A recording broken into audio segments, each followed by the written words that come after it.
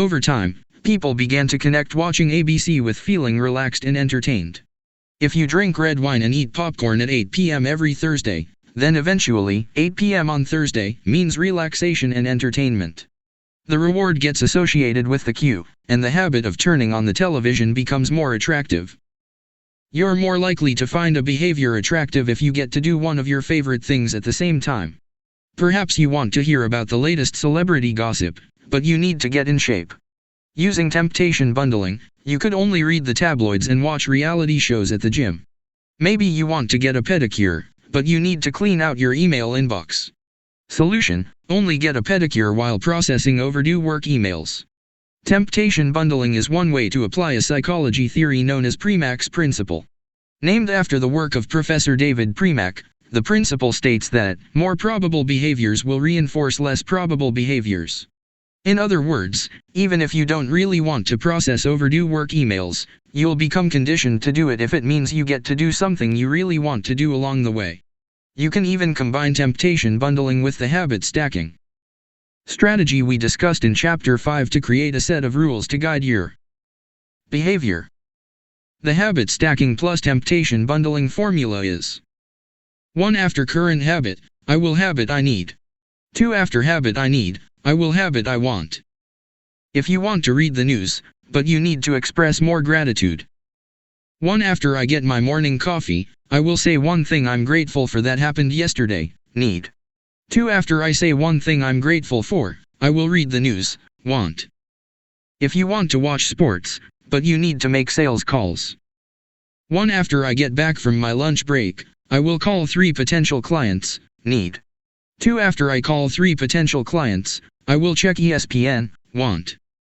If you want to check Facebook, but you need to exercise more. 1 after I pull out my phone, I will do 10 burpees, need. 2 after I do 10 burpees, I will check Facebook, want.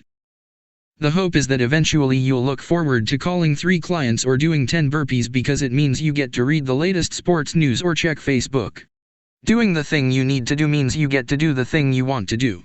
We began this chapter by discussing supernormal stimuli, which are heightened versions of reality that increase our desire to take action. Temptation bundling is one way to create a heightened version of any habit by connecting it with something you already want. Engineering a truly irresistible habit is a hard task, but this simple strategy can be employed to make nearly any habit more attractive than it would be otherwise. Chapter Summary. The second law of behavior change is make it attractive. The more attractive an opportunity is, the more likely it is to become habit-forming. Habits are a dopamine-driven feedback loop. When dopamine rises, so does our motivation to act.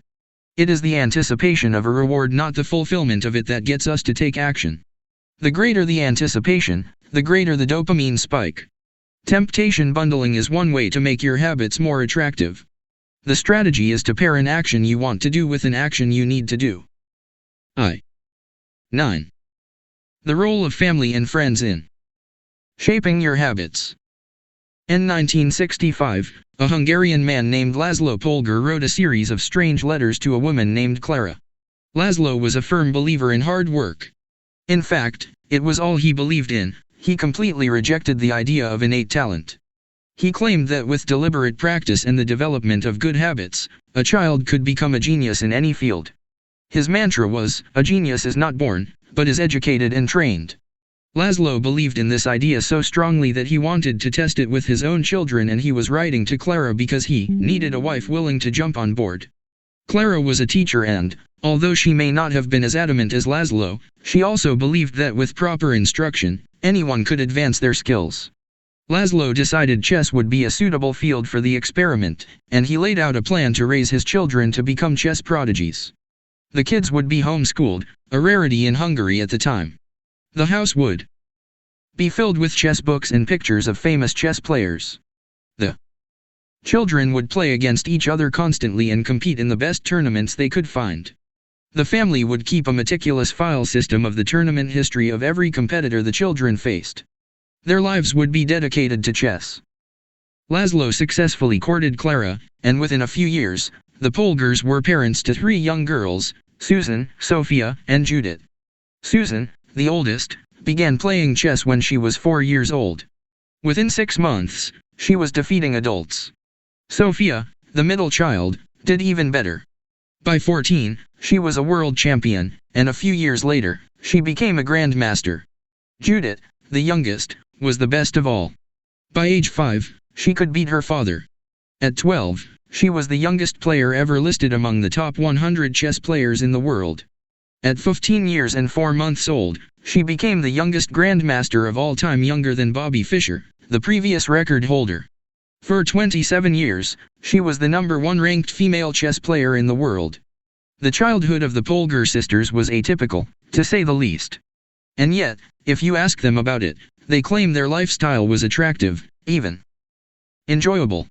In interviews, the sisters talk about their childhood as entertaining rather than grueling. They loved playing chess. They couldn't get enough of it. Once, Laszlo reportedly found Sophia playing chess in the bathroom in the middle of the night. Encouraging her to go back to sleep, he said, "Sophia, leave the pieces alone." To which she replied, "Daddy, they won't leave me alone." The Polgar sisters grew up in a culture that prioritized chess above all else, praised them for it, rewarded them for it. In their world, an obsession with chess was normal. And as we are about to see, whatever habits are normal in your culture are among the most attractive behaviors you'll find. The seductive pull of social norms. Humans are herd animals. We want to fit in, to bond with others, and to earn the respect and approval of our peers. Such inclinations are essential to our survival. For most of our evolutionary history, our ancestors lived in tribes. Becoming separated from the tribe, or worse, being cast out, was a death sentence. The lone wolf dies, but the pack survives. Meanwhile, those who collaborated and bonded with others enjoyed increased safety, mating opportunities, and access to resources. As Charles Darwin noted, in the long history of humankind, those who learned to collaborate and improvise most effectively have prevailed. As a result, one of the deepest human desires is to belong. And this ancient preference exerts a powerful influence on our modern behavior. We don't choose our earliest habits, we imitate them. We follow the script handed down by our friends and family, our church, or school, our local community and society at large. Each of these cultures and groups comes with its own set of expectations and standards when and whether to get married, how many children to have, which holidays to celebrate, how much money to spend on your child's birthday party. In many ways, these social norms are the invisible rules that guide your behavior each day. You're always keeping them in mind, even if they are at the not top of your mind. Often, you follow the habits of your culture without thinking, without questioning, and sometimes without remembering. As the French philosopher Michel de Montaigne wrote, "The customs and practices of life in society sweep us along. Most of the time, going along with the group does not feel like a burden. Everyone wants to belong. If you grow up in a family that rewards you for your chess skills, playing chess will seem like a very attractive thing to do. If you work in a job where everyone wears expensive suits, then you'll be inclined to splurge on one as well. If all of your friends are sharing an inside joke or using a new phrase, you'll want to do it, too, so they know that you get it." Behaviors are attractive when they help us fit in. We imitate the habits of 3 groups in particular. 1. The close. 2. The many. 3. The powerful. Each group offers an opportunity to leverage the second law of behavior change and make our habits more attractive. 1. Imitating the close. Proximity has a powerful effect on our behavior. This is true of the physical environment, as we discussed in Chapter 6, but it is also true of the social environment. We pick up habits from the people around us. We copy the way our parents handle arguments, the way our peers flirt with one another, the way our co-workers get results. When your friends smoke pot, you give it a try, too.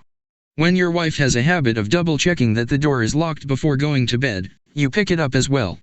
I find that I often imitate the behavior of those around me without realizing it. In conversation, I'll automatically assume the body posture of the other person. In college, I began to talk like my roommates.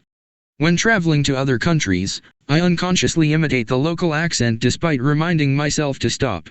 As a general rule, the closer we are to someone, the more likely we are to imitate some of their habits.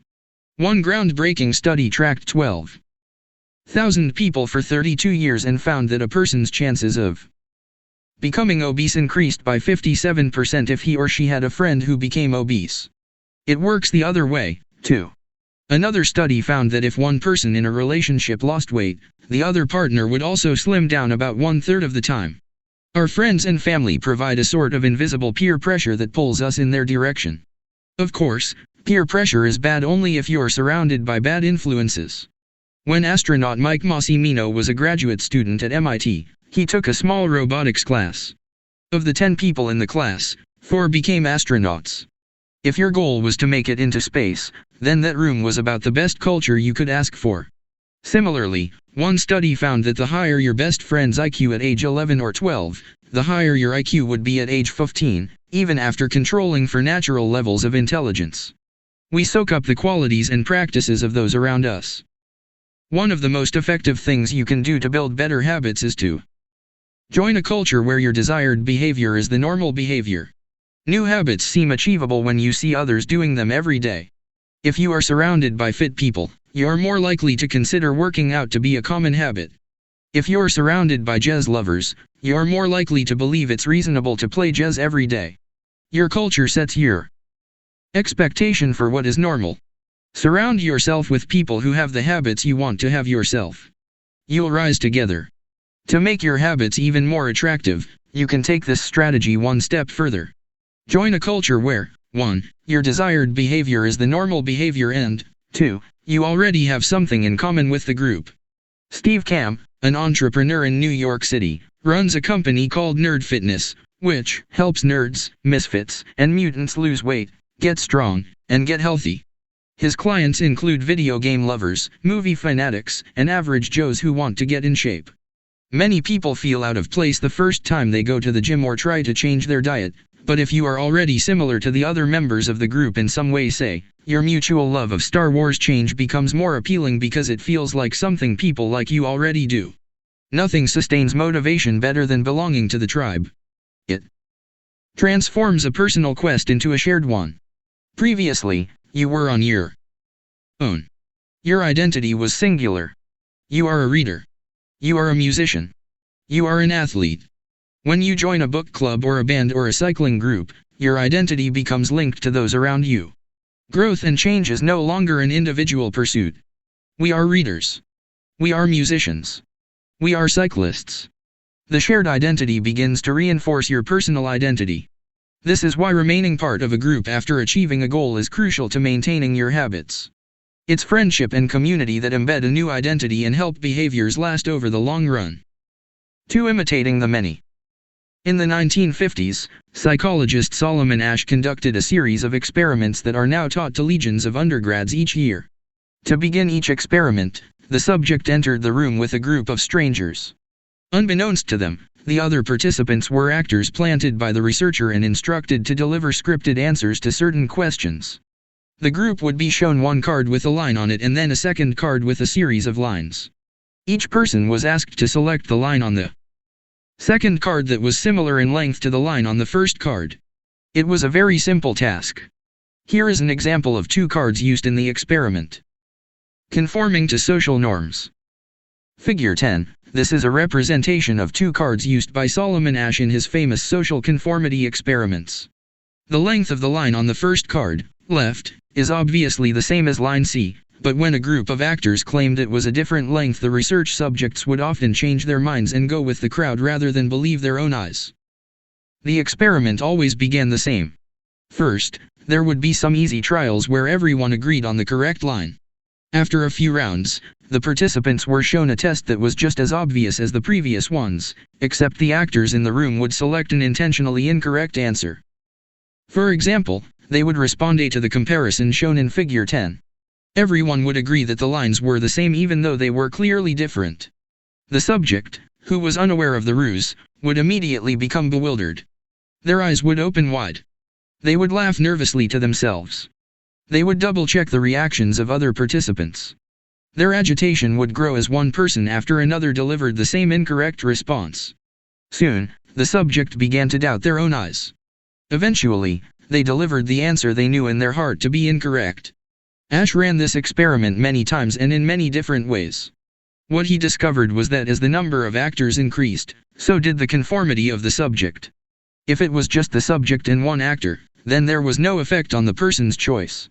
They just assumed they were in the room with a dummy. When two actors were in the room with the subject, there was still little impact. But as the number of people increased to 3 actors and 4 and all the way to 8, the subject became more likely to second-guess themselves. By the end of the experiment, nearly 75% of the subjects had agreed with the group answer even though it was obviously incorrect. Whenever we are unsure how to act, we look to the group to guide our behavior. We are constantly scanning our environment and wondering, what is everyone else doing? We check reviews on Amazon or Yelp or TripAdvisor because we want to imitate the best buying, eating, and travel habits. It's usually a smart strategy. There is evidence in numbers. But there can be a downside. The normal behavior of the tribe often overpowers the desired behavior of the individual. For example, one study found that when a chimpanzee learns an effective way to crack nuts open as a member of one group and then switches to a new group that uses a less effective strategy, it will avoid using the superior nut cracking method just to blend in with the rest of the chimps. Humans are similar. There is tremendous internal pressure to comply with the norms of the group. The reward of being accepted is often greater than the reward of winning an argument, looking smart, or finding truth. Most days, we'd rather be wrong with the crowd than be right by ourselves. The human mind knows how to get along with others. It wants to get along with others. This is our natural mode. You can override it, you can choose to ignore the group or to stop caring what other people think, but it takes work. Running against the grain of your culture requires extra effort. When changing your habits means challenging the tribe, change is unattractive. When changing your habits means fitting in with the tribe, change is very attractive. 3. Imitating the powerful. Humans everywhere pursue power, prestige, and status. We want pins and medallions on our jackets. We want president or partner in our titles.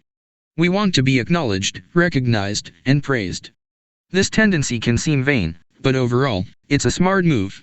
Historically, a person with greater power and status has access to more resources, worries less about survival, and proves to be a more attractive mate. We are drawn to behaviors that earn us respect, approval, admiration, and status. We want to be the one in the gym who can do muscle ups, or the musician who can play the hardest chord progressions, or the parent with the most accomplished children, because these things separate us from the crowd. Once we fit in, we start looking for ways to stand out. This is one reason we care so much about the habits of highly effective people. We try to copy the behavior of successful people because we desire success ourselves.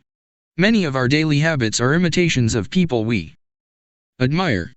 You replicate the marketing strategies of the most successful firms in your industry. You make a recipe from your favorite baker. You borrow the storytelling strategies of your favorite writer. You mimic the communication style of your boss. We imitate people we envy. High-status people enjoy the approval, respect, and praise of others. And that means if a behavior can get us approval, respect, and praise, we find it attractive. We are also motivated to avoid behaviors that would lower our status. We trim our hedges and mow our lawn because we don't want to be the slob of the neighborhood. When our mother comes to visit, we clean up the house because we don't want to be judged.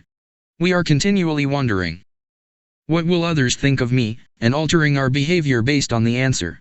The Polgar sisters, the chess prodigies mentioned at the beginning of this chapter, are evidence of the powerful and lasting impact social influences can have on our behavior.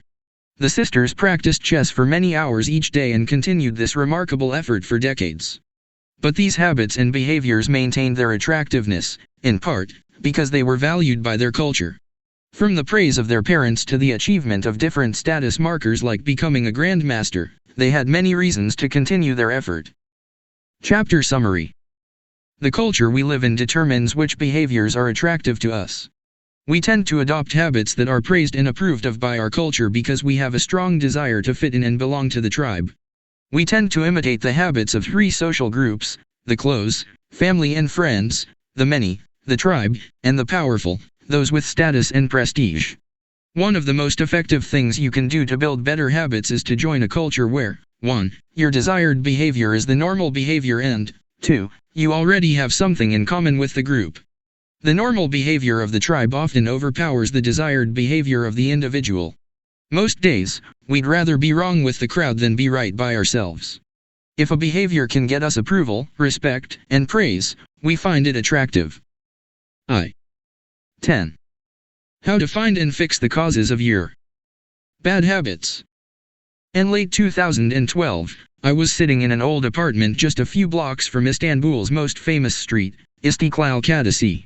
I was in the middle of a 4-day trip to Turkey and my guide, Mike, was relaxing in a worn-out armchair a few feet away. Mike wasn't really a guide. He was just a guy from Maine who had been living in Turkey for 5 years, but he offered to show me around while I was visiting the country and I took him up on it. On this particular night, I had been invited to dinner with him and a handful of his Turkish friends. There were 7 of us, and I was the only one who hadn't, at some point, smoked at least 1 pack of cigarettes per day. I asked one of the Turks how he got started. "Friends," he said. "It always starts with your friends. One friend smokes, then you try it." What was truly fascinating was that half of the people in the room had managed to quit smoking. Mike had been smoke-free for a few years at that point, and he swore up and down that he broke the habit because of a book called Alan Carr's Easy Way to Stop Smoking. "It frees you from the mental burden of smoking," he said. "It tells you, stop lying to yourself. You know you don't actually want to smoke. You know you don't really enjoy this. It helps you feel like you are not the victim anymore. You start to realize that you don't need to smoke." I had never tried a cigarette, but I took a look at the book afterward out of curiosity. The author employs an interesting strategy to help smokers eliminate their cravings. He systematically reframes each cue associated with smoking and gives it a new meaning. He says things like, "You think you are quitting something, but you're not quitting anything because cigarettes do nothing for you. You think smoking is something you need to do to be social, but it's not. You can be social without smoking at all. You think smoking is about relieving stress, but it's not. Smoking does not relieve your nerves, it destroys them." Over and over, he repeats these phrases and others like them. "Get it clearly into your mind," he says.